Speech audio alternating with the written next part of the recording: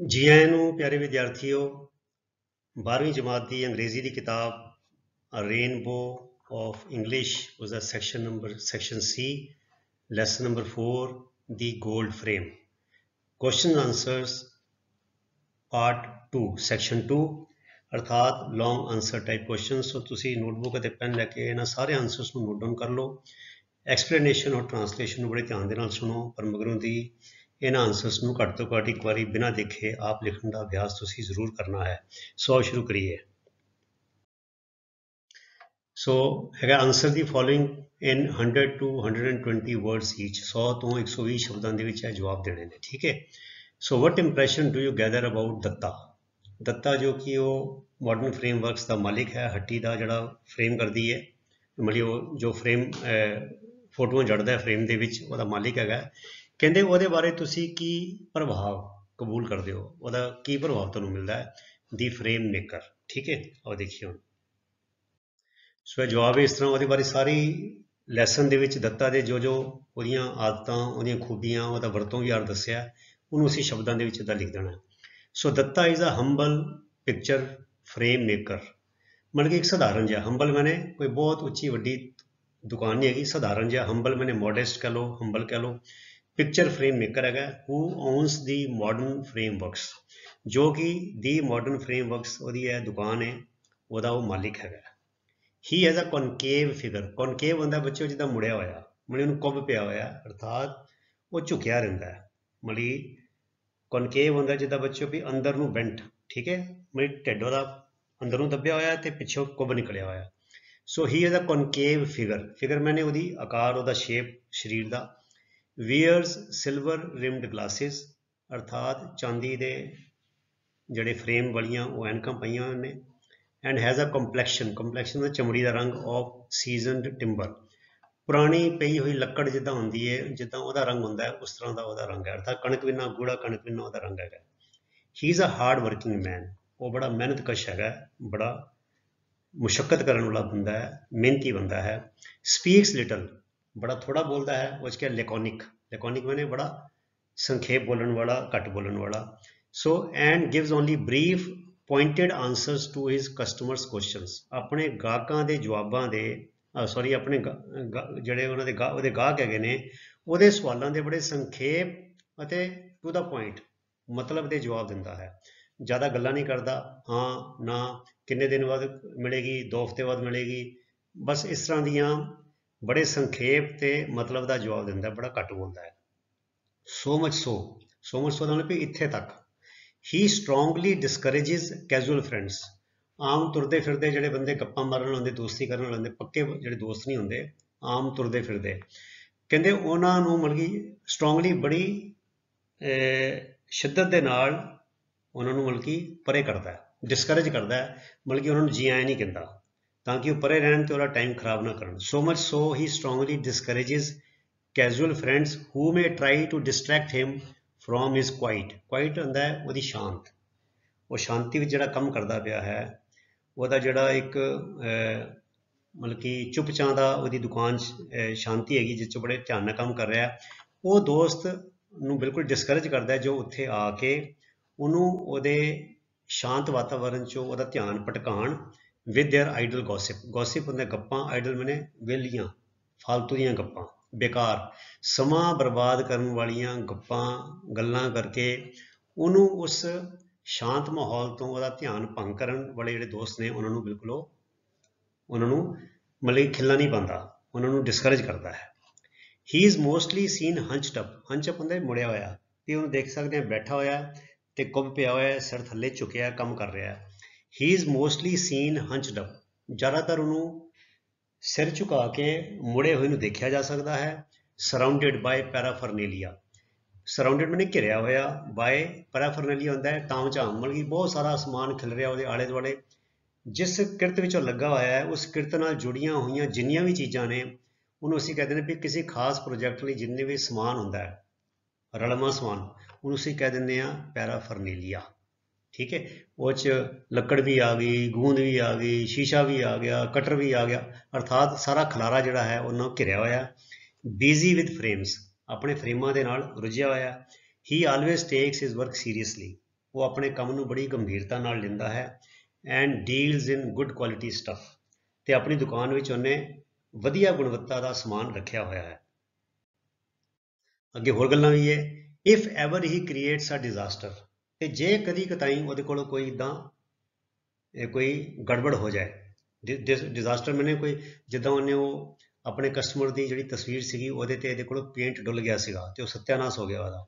So if ever he creates a disaster ਅਗਰ ਕਦੀ ਇਦਾਂ ਉਹਦੇ ਕੋਲ ਕੋਈ ਗਲਤੀ ਦੇ ਵਿੱਚ ਕੋਈ ਇਦਾਂ ਕਿਸੇ ਗੱਲ ਦਾ ਸਤਿਆਨਾਸ਼ ਹੋ ਜਾਏ ਕੋਈ ਗੜਬੜ ਹੋ ਜਾਏ ਹੀ ਇਜ਼ ਇਨੋਵੇਟਿਵ ਮੈਨੇ ਜੁਗਾੜੂ ਹੈਗਾ। इनोवेटिव होंगे इन्वेंशन काढ़ा कढ़न च होशियार है। He is innovative and creative मैंने रचनात्मक है भी वह दिमाग वधिया काम करता है। इनफ इन्ना है कि टू रिजोल्व दी सिचुएशन कि वो जी उस वेले हालत बिगड़ी होंगी है वो नजिठ लेंदा है। टू रिजोल्व दी सिचुएशन होंदा है किसी हालत के नाल नजिठ लैना। हुण बच्चों देखो यह फ्रेज तुसीं याद रख सकते हो आम बोलचाल की अंग्रेजी विच ते लिखती अंग्रेजी वरत्या जाता है। टू रिजोल्व दी सिचुएशन अर्थात मौके नूं नजिठ लैना किसी समस्या नूं हल कर लेना। ठीक है। सो टू रिजोल्व होंदा हल करना।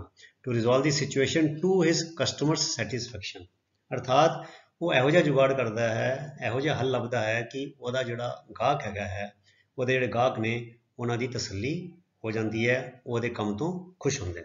ऐसी पहले सवाल का जवाब।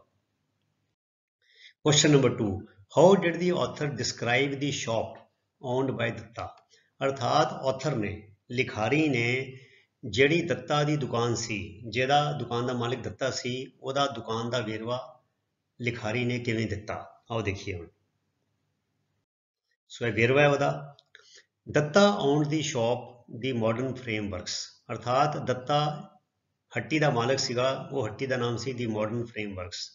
It was actually an extra large wooden packing case असल में दुकान नहीं सी असल में एक बड़े वड्डे साइज़ का एक किस्म का लक्कड़ का डब्बा सी लक्कड़ का बक्सा सी यह उसकी दुकान सी यह वर्कशॉप सी। Extra large wooden packing case अर्थात जिहदे विच कोई समान पैक होकर आंदा है जदों विचों समान कढ़ लिया होवे सो खाली लक्कड़ का बड़ा वड्डा सारा डब्बा सी सपोर्टेड ऑन शेकी लैग्स ते वो डब्बे नूं थल्ले जड़ियां हिलदियां जुलदियां मजबूत लत्तां नहीं ढिलियां जिहियां जड़ियां उहदियां लत्तां सी टेबल दियां उत्ते उहनूं टिकाया होया सीगा उत्ते उहनूं आसरा दिता होया सी। टक्ट मैंने फसाया होया सीगा इन एन एम्प्टी स्पेस खाली थां दे विच वो खाली थां किहड़ी सी between a drug store and a radio repair shop अर्थात उहदे एक पासे दवाइयां दा स्टोर सीगा ते एक पासे रेडियो की मुरम्मत करन दी दुकान सी। उहदे विच जिहड़ी खाली स्थान सी उहदे विच उहने इस टेबल नूं फसाया होया सी ते उत्थे ओह काम करदा सीगा। The shop had a clutter मैंने खलारा। ਹੁਣ देखो यह सारा पैराफरनेलिया जो पहले मैं शब्द वरत्या देखो इन्ने वड्डे सेंटेंस लिए मैं एक शब्द वरत दिता पैराफरनेलिया। सो पैराफरनेलिया होंदा है किसी भी प्रोजेक्ट लिए किसी भी काम लिए जड़ियाँ लोड़ींदियां बहुत सारी चीज़ां होंदियां ने उन्होंने इकट्ठे तौर पर असीं पैराफरनेलिया कह दिंदे हां। सो क्लटर मैंने भी खिलारा क्लटर किहदा सीगा ऑफ कार्डबोर्ड पीसिस उसकी दुकान च बहुत सारे गत्ते के टुकड़े पे ने बिट्स ऑफ वुड लकड़ के टोटे पे ने ग्लास शीट्स शीशे दियाँ चदरां पईयां ने मतलब शीशे पे ने बॉक्सिस ऑफ नेल्स किल्लां दे डब्बे पे ने ग्लू बॉटल्स गूंद दियां बोतलां पईयां ने ट्यूबां पईयां ने गूंद दियां पेंट टिन्स रंग के डब्बे पे ने and other odds and ends मतलब भी होर इधर उधर दियां चीज़ां जिहड़ियां रलदियां मिलदियां उस काम नाल जुड़ियां चीज़ां अदर ऑड्स एंड एंड्स हुंदा वगैरह वगैरह होर बड़ा कुछ पिया that went into putting a picture in a frame. वो सारियां चीज़ां जिहड़ियां किसी पिक्चर नूं किसी तस्वीर नूं फ्रेम विच जड़न लई चाहीदियां ने वो सारियां चीज़ां दुकान च खिलरियां पईयां ने। इन दिस मेज़ होंदा बच्चों भुल भुलैया जिस बंदा गवाच जाए। इन दिस मेज़ अ ग्लास कटर और a pencil stub often went missing ते यह जिहड़ा सीगा यह खलारा जिहड़ा भुल भुलैया ਇਹਦੇ ਵਿੱਚ आम तौर पर ही ਉਹਦਾ दत्ता का ग्लास कटर वो जिहड़ा कटर होंदा जिन्हें ग्लास शीशा कट्टी दा ते जां ਉਹਦੀ पेंसिल की एक जिहड़ा टुकड़ा जिन्हें निशान लीकां वाही दियां वो विचारे दा गवाच जांदा सीगा। फिर कहते आ variety of pictures covered the shop walls ते बहुत किस्म दीयां तस्वीरां जड़ियां ने उन्होंने जड़ी दुकान है वो कंधां नूं ढक्किया होया सीगा। There were pictures of gods देवी देवतियां दी पिक्चरां सीगियां सेंट्स साधु संतां दीयां हॉकी प्लेयर दियां हॉकी खिडारियां दीयां बच्चियां दीयां चीप प्रिंट्स ऑफ मोनालिसा एक बड़ी वड्डी सुंदरी सी एक जमाने च ते ओहदे जड़े नकल जड़ियां फोटोआं जड़ियां ਉਹਦੀਆਂ ਚੀਪ ਪ੍ਰਿੰਟਸ ਉਹਦੇ ਲੱਗੇ ਹੋਏ ਨੇ। ਨੈਸ਼ਨਲ ਲੀਡਰਸ, ਦੇਸ਼ ਦੇ ਜਿਹੜੇ ਆਪਣੇ ਕੋਈ ਲੀਡਰ ਨੇ ਮੁੱਖ, ਉਹਨਾਂ ਦੀ ਫੋਟੋਆਂ ਨੇ। ਵੈਡਿੰਗ ਕਪਲਸ ਜਾਂ ਫਿਰ ਜਿਹੜੇ ਵਿਆਹੇ ਜੋੜੇ ਨੇ ਉਹਨਾਂ ਦੀ ਤਸਵੀਰਾਂ ਦੇ ਨਾਲ ਕੰਧਾਂ ਜਿਹੜੀਆਂ ਭਰੀਆਂ ਹੋਈਆਂ। ਹੁਣ question number 3, what had Datta learned by his long experience, ਅਰਥਾਤ ਦੱਤਾ ਨੇ ਆਪਣੇ ਲੰਬੇ ਤਜਰਬੇ ਰਾਹੀਂ ਕੀ ਸਿੱਖਿਆ ਸੀ। ਫਿਰ ਹੈਗਾ how was his new customer different from the other ones, ਉਹਦਾ ਜਿਹੜਾ ਇਹ ਨਵਾਂ ਗਾਹਕ ਸੀਗਾ ਉਹ ਬਾਕੀ ਗਾਹਕਾਂ ਨਾਲੋਂ ਕਿਵੇਂ ਵੱਖਰਾ ਸੀ। ਠੀਕ ਆ, ਉਹ ਦੇਖੀਏ ਹੁਣ। ਸੋ ਦੋ ਕੁਐਸਚਨ ਨੇ ਕੁਐਸਚਨ ਵਿੱਚ ਹੀ, ਪਹਿਲੇ ਐਕਸਪੀਰੀਅੰਸ ਤੇ ਫਿਰ ਦੂਜਾ ਉਹਦਾ ਦੂਜਾ ਕਸਟਮਰ ਕਿਵੇਂ ਵੱਖਰਾ ਸੀ। Dutta had learnt by his long experience that his customers never came punctually, Dutta ਨੇ ਆਪਣੇ ਇੱਕ ਲੰਬੇ ਤਜਰਬੇ ਤੋਂ ਇਹ ਸਿੱਖ ਚੁੱਕਾ ਸੀ ਕਿ ਉਹਦੇ ਗਾਹਕ ਕਦੀ ਵੀ ਸਮੇਂ ਦੇ ਪਾਬੰਦ ਨਹੀਂ ਸੀ, ਸਮੇਂ ਦੇ ਹਿਸਾਬ ਨਾਲ ਨਹੀਂ ਆਉਂਦੇ ਸੀ। ਜੇ ਉਹਨੇ ਕਿਹਾ ਕਿ ਅਗਲੇ ਹਫਤੇ ਲੈ ਜਿਓ ਤੇ ਹਫਤੇ ਬਾਅਦ ਨਹੀਂ ਆਉਂਦੇ ਸੀ। ਜੇ ਉਹਨੇ ਕਿਹਾ 10 ਦਿਨਾਂ ਬਾਅਦ ਲੈ ਜਾਓ ਤੇ 10 ਦਿਨ ਵਿੱਚ ਨਹੀਂ ਆਉਂਦੇ ਸੀ। ਉਹ ਕੀ ਕਰਦੇ ਸੀ, ਦੇ ਕੇਮ ਡੇਜ਼ ਇਨ ਐਡਵਾਂਸ, ਕਈ ਵਾਰ ਤੇ ਉਹ ਕਈ ਦਿਨ ਪਹਿਲਾਂ ਹੀ ਆ ਜਾਂਦੇ ਸੀਗੇ। ਡੇਜ਼ ਇਨ ਐਡਵਾਂਸ ਮੈਨੇ ਪਹਿਲਾਂ ਹੀ ਆ ਗਏ। ਐਂਡ ਰਿਟਰਨ ਡਿਸਅਪੁਆਇੰਟਡ, ਅਤੇ ਤੇ ਫਿਰ ਕੀ ਹੋਇਆ, ਨਿਰਾਸ਼ ਹੋ ਕੇ ਵਾਪਸ ਚਲੇ ਗਏ। ਕਿਉਂ, ਜਦ ਉਹਨੇ ਕਿਹਾ ਵੀ 10 ਦਿਨਾਂ ਬਾਅਦ ਆਇਓ ਤੇ 5 ਦਿਨ ਪਹਿਲਾਂ ਹੀ ਆ ਜਾਂਦੇ ਸੀਗੇ। ਸੋ ਉਸ ਲਈ ਤਿਆਰ ਨਹੀਂ ਹੋਇਆ ਹੁੰਦਾ ਸੀਗਾ ਤੇ ਉਹ ਕਹਿੰਦਾ ਸੀ ਹਾਲੇ ਤਿਆਰ ਨਹੀਂ ਹੋਇਆ, ਤੁਹਾਨੂੰ ਤਾਂ ਮੈਂ 10 ਦਿਨ ਬਾਅਦ ਸੱਦਿਆ ਸੀਗਾ, ਤੇ ਉਹ ਨਿਰਾਸ਼ ਹੋ ਕੇ ਚਲੇ ਜਾਂਦੇ ਸੀ। ਔਰ ਕੇਮ ਮੰਥਸ ਲੇਟਰ, ਤੇ ਜਾਂ ਫਿਰ ਜਿੰਨੀ ਤਰੀਕ ਦੱਸੀ ਹੁੰਦੀ ਸੀ ਉਹ ਤੋਂ ਕਈ ਮਹੀਨਿਆਂ ਮਗਰੋਂ ਆਉਂਦੇ ਸੀਗੇ। ਸਮ ਨੈਵਰ ਟਰਨਡ ਅਪ ਆਲ ਟੂਗੇਦਰ, ਤੇ ਕਈ ਐਸੇ ਸੀਗੇ ਜਿਹੜੇ ਆ ਕੇ ਫੋਟੋ ਦੇ ਕੇ ਆਏ ਤੇ ਮੁੜ ਕੇ ਆਏ ਹੀ ਨਹੀਂ, ਬਿਲਕੁਲ ਹੀ ਨਹੀਂ, ਉੱਕਾ ਹੀ ਨਹੀਂ ਆਉਂਦੇ ਸੀਗੇ। And their photos remained with Datta, ਤੇ ਉਹਨਾਂ ਦੀਆਂ ਫੋਟੋਆਂ ਜਿਹੜੀਆਂ ਦਿੱਤੀਆਂ ਹੁੰਦੀਆਂ ਸੀ ਉਹਨਾਂ ਨੇ ਆਪਣੇ ਕਿਸੇ ਰਿਸ਼ਤੇਦਾਰ ਦੀਆਂ ਜਾਂ ਆਪਣੀਆਂ, ਉਹ ਦੱਤਾ ਕੋਲ ਹੀ ਪਈਆਂ ਰਹਿ ਜਾਂਦੀਆਂ ਸੀਗੀਆਂ। ਅਨਕਲੇਮਡ ਇਨ ਅ ਬਾਕਸ, ਇੱਕ ਡੱਬੇ ਵਿੱਚ ਪਈਆਂ, ਅਨਕਲੇਮਡ ਲਾਵਾਰਿਸ ਹੋਈਆਂ। ਗੈਦਰਿੰਗ ਡਸਟ, ਤੇ ਉਹ ਕੀ ਹੁੰਦਾ ਸੀਗਾ, ਉਹ ਵਿਚਾਰੀਆਂ ਮਿੱਟੀ ਫੱਕਦੀਆਂ ਰਹਿੰਦੀਆਂ ਸੀ, ਅਰਥਾਤ ਉਹਨਾਂ 'ਤੇ ਮਿੱਟੀ ਪਈ ਰਹਿੰਦੀ ਸੀਗੀ। ਬਟ ਦਿਸ ਨਿਊ ਕਸਟਮਰ, ਪਰ ਇਹ ਜਿਹੜਾ ਨਵਾਂ ਗਾਹਕ ਸੀਗਾ, who wanted his grandfather's photo framed, photograph framed, ਜੋ ਆਪਣੇ ਦਾਦੇ ਦੀ ਫੋਟੋ ਨੂੰ ਫਰੇਮ ਵਿੱਚ ਜੜਾਉਣਾ ਚਾਹੁੰਦਾ ਸੀ, was different, ਉਹ ਥੋੜਾ ਵੱਖਰਾ ਸੀ। he elaborately ਮੈਨੇ ਬੜੇ ਵਿਸਥਾਰ ਦੇ ਨਾਲ ਵਿਆਖਿਆ ਕੀਤੀ, ਉਹਨੇ praised, ਉਹਨੇ ਤਾਰੀਫ ਕੀਤੀ, ਆਪਣੇ ਸੋਲੇ ਗਾਏ, ਕਿਹਦੇ, ਆਪਣੇ ਗ੍ਰੈਂਡਫਾਦਰ ਦਾਦੇ ਦੀ ਨੋਬਿਲਿਟੀ, ਉਹਦੀ ਮਹਾਨਤਾ, ਮਤਲਬ ਕਿ ਉਹਦੇ ਵੱਡੇ ਗੁਣ, ਚੈਰਿਟੀ, ਉਹਦਾ ਦਾਨੀ ਸੁਭਾਅ, ਕੰਪੈਸ਼ਨ, ਉਹਦਾ ਦਿਆਲੂ ਸੁਭਾਅ, ਉਹਦੀ ਗ੍ਰੇਟਨੈਸ, ਤੇ ਉਹ ਕਿੰਨਾ ਮਹਾਨ ਸੀ, ਕਿੰਨਾ ਵੱਡਾ ਸੀ, ਉਹਦੀ ਵਡਿਆਈ ਉਹਨੇ ਬੜੇ ਵਿਸਥਾਰ ਦੇ ਨਾਲ ਗਾਹਕ ਨੇ ਦੱਤਾ ਦੇ ਮੂਹਰੇ ਕੀਤੀ। ਦੱਤਾ ਸੈਂਸਡ, ਦੱਤਾ ਨੂੰ ਮਹਿਸੂਸ ਹੋਇਆ, his obsession with his grandfather, ਵੀ ਇਹ ਤੇ ਯਾਰ ਆਪਣੇ ਦਾਦੇ ਦਾ ਬੜਾ ਤਗੜਾ ਚਿੱਲ ਹੈ। obsession ਹੁੰਦਾ ਵੀ ਕਿਸੇ ਚੀਜ਼ 'ਚ ਬੜੀ ਬੁਰੀ ਤਰ੍ਹਾਂ ਉਹਦੇ ਨਾਲ ਜੁੜੇ ਹੋਣਾ, ਤੇ ਦੱਤਾ ਨੇ ਮਹਿਸੂਸ ਕਰ ਲਿਆ ਵੀ ਇਹ ਤੇ ਯਾਰ ਆਪਣੇ ਦਾਦੇ ਨੂੰ ਬਹੁਤ ਜ਼ਿਆਦਾ ਪਿਆਰ ਕਰਦਾ ਹੈ। he felt ensuing trouble, ਉਹਨੇ ਮਹਿਸੂਸ ਕੀਤਾ ਵੀ ਜੇ ਇਹਦੀ ਮੈਂ ਗੱਲ ਜਿਹੜੀ ਹੈ, ਇਹਦਾ ਫਰੇਮ ਦਾ ਜੜਨ ਦਾ ਕੰਮ ਮੈਂ ਸਮੇਂ ਸਿਰ ਨਾ ਕੀਤਾ ਤੇ ਫਿਰ ਗੜਬੜ ਹੋਏਗੀ, ਫਿਰ ਮੈਨੂੰ ਇਹਦੇ ਨਾਲ ਕੋਈ ਆਡਾ ਲਾਣਾ ਪਏਗਾ। ਸੋ he felt ensuing ਮੈਨੇ ਸ਼ੁਰੂ ਹੋਣ ਦੀ, ਟਰਬਲ ਮੁਸੀਬਤ, if he failed to deliver the order on the promised date, ਕਹਿੰਦੇ ਜੇ, ਕਿਉਂਕਿ ਉੱਪਰਲੇ ਤੇ ਉਹ ਸੀਗੇ, ਜਾਂ ਤੇ ਪਹਿਲਾਂ ਆ ਜਾਂਦੇ ਸੀਗੇ ਤੇ ਜਾਂ ਕਈ ਮਹੀਨੇ ਮਗਰੋਂ ਆਉਂਦੇ ਸੀ, ਤੇ ਇਸ ਕਰਕੇ ਦੱਤਾ ਕੀ ਕਰਦਾ ਸੀ, ਉਹ ਬਣਾਉਂਦਾ ਨਹੀਂ ਸੀਗਾ। ਉਹ ਜਦ ਤੱਕ ਬੰਦੇ 2 ਚੱਕਰ ਨਹੀਂ ਲਾ ਲੈਂਦੇ ਸੀਗੇ ਤਦ ਤੱਕ ਉਹਨਾਂ ਦਾ ਫਰੇਮ ਬਣਾਉਂਦਾ ਨਹੀਂ ਸੀਗਾ। ਤੇ ਹੁਣ ਇਹਨੇ ਸੋਚਿਆ ਵੀ ਜਿੱਦਾਂ ਇਹਨੇ ਆਪਣੀ ਦਾਦੇ ਦੇ ਸੋਲੇ ਗਾਏ ਨੇ, ਜਿੱਦਾਂ ਆਪਣੇ ਦਾਦੇ ਦਾ ਚੇਲਾ ਹੈ, ਵੀ ਜੇ ਇਹਦਾ ਮੈਂ ਫਰੇਮ ਸਮੇਂ ਸਿਰ ਬਣਾ ਕੇ ਨਾ ਦਿੱਤਾ ਤੇ ਫਿਰ ਇਹਨੇ ਫਿਰ ਮੇਰੇ ਨਾਲ ਮਤਲਬ ਕਿ ਝਗੜਾ ਕਰਨਾ ਹੈ। ਸੋ ਹੀ felt ensuing trouble if he failed to deliver the order on the promised date. Question number 4, Datta found a solution to his problem, Datta ਨੇ ਆਪਣੀ ਸਮੱਸਿਆ ਦਾ ਹੱਲ ਲੱਭਿਆ। Did it really work for him, ਕਿ ਉਹ ਜਿਹੜਾ ਹੱਲ ਸੀਗਾ ਉਹਦੇ ਕੰਮ ਆਇਆ, ਉਹਨੇ ਉਹਦੀ ਸਮੱਸਿਆ ਹੱਲ ਕੀਤੀ। ਜਸਟੀਫਾਈ ਯੋਰ ਆਨਸਰ, ਆਪਣੇ ਆਨਸਰ ਦਾ ਤੁਸੀਂ ਇਹਦੇ ਹੱਕ ਵਿੱਚ ਜਾਂ ਇਹਦੇ ਵਿਰੋਧ ਵਿੱਚ ਤੁਸੀਂ ਜਵਾਬ ਦਿਓ। ਤੁਸੀਂ ਇਹ ਤੋਂ ਵੱਖਰਾ ਵੀ ਦੇ ਸਕਦੇ ਹੋ, ਕੋਈ ਜੋ ਤੁਹਾਨੂੰ ਮਹਿਸੂਸ ਹੁੰਦਾ। ਸੋ ਜੋ ਮੈਨੂੰ ਮਹਿਸੂਸ ਹੋਇਆ ਮੈਂ ਆਪਣੇ ਹਿਸਾਬ ਨਾਲ ਤੁਹਾਨੂੰ ਦੱਸ ਰਿਹਾ, ਠੀਕ ਹੈ। ਹੁਣ ਪ੍ਰੋਬਲਮ ਪਹਿਲੇ ਦੱਸਾਂਗੇ ਕੀ ਹੋਈ ਸੀਗੀ ਤੇ ਫਿਰ ਉਹਨੇ ਕਿੱਦਾਂ ਹੱਲ ਕੀਤੀ। Datta had accidentally damage the photograph given by a customer for framing, ਇੱਕ ਜਿਹੜਾ ਕਸਟਮਰ ਸੀਗਾ ਉਹਨੇ ਉਹਨੂੰ ਫੋਟੋ ਦਿੱਤੀ ਸੀ ਫਰੇਮਿੰਗ ਲਈ, ਦੱਤੇ ਕੋਲੋਂ ਗਲਤੀ ਦੇ ਨਾਲ ਉਹ ਫੋਟੋ ਡੈਮੇਜ ਹੋ ਗਈ। ਜਦੋਂ ਉਹਨੇ ਆਪਣੀ ਧੋਤੀ ਜ਼ੋਰ ਦੀ ਝਾੜੀ ਪੈਨਸਿਲ ਲੱਭਦੇ ਹੋਏ ਤੇ ਉਹ ਡੱਬਾ ਹਿੱਲਿਆ, ਹਿੱਲ ਕੇ ਲੁੜਕ ਕੇ ਥੱਲੇ ਡਿੱਗ ਗਿਆ ਤੇ ਸਾਰਾ ਪੇਂਟ ਉਸ ਤਸਵੀਰ ਤੇ ਡਿੱਗ ਗਿਆ, ਠੀਕ ਹੈ।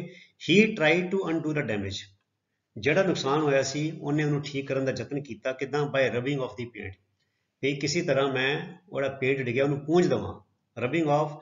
ਪਰ ਉਹਨਾਂ ਕੀ ਹੋਇਆ, ਦੈਟ ਹੈਡ ਸਮੀਅਰਡ ਦੀ ਪੋਰਟਰੇਟ, ਜਿਸ ਪੇਂਟ ਨੇ ਉਸ ਤਸਵੀਰ ਨੂੰ ਚੰਗੀ ਤਰ੍ਹਾਂ ਲਵੇੜ ਦਿੱਤਾ ਸੀਗਾ ਉਹਨੇ ਉਸ ਪੇਂਟ ਨੂੰ ਪੂੰਝਣ ਦਾ ਯਤਨ ਕੀਤਾ। ਬਟ ਸਪੋਇਲਡ ਇਟ ਈਵਨ ਮੋਰ। ਪਰ ਇਹਦੇ ਨਾਲ ਕੀ ਹੋਇਆ, ਉਹ ਤਸਵੀਰ ਹੋਰ ਜ਼ਿਆਦਾ ਪਹਿਲੇ ਤੋਂ ਜ਼ਿਆਦਾ ਹੋਰ ਖਰਾਬ ਹੋ ਗਈ, ਉਹਦੇ ਨਾਲ ਉਹਦੀ ਉੱਪਰਲੀਆਂ ਪਰਤਾਂ ਲੱਥਣੀਆਂ ਸ਼ੁਰੂ ਹੋ ਗਈਆਂ। ਦੱਤਾ ਰਮੇਜ, ਰਮੇਜ ਹੁੰਦਾ ਕਾਲੀ ਕਾਲੀ 'ਚ ਇੱਧਰ ਉੱਧਰ ਕਰਕੇ ਕੋਈ ਚੀਜ਼ ਲੱਭਣੀ। ਸੋ ਦੱਤਾ ਰਮੇਜ ਦੀ ਓਲਡ ਅਨਕਲੇਮਡ ਫੋਟੋਗ੍ਰਾਫਸ।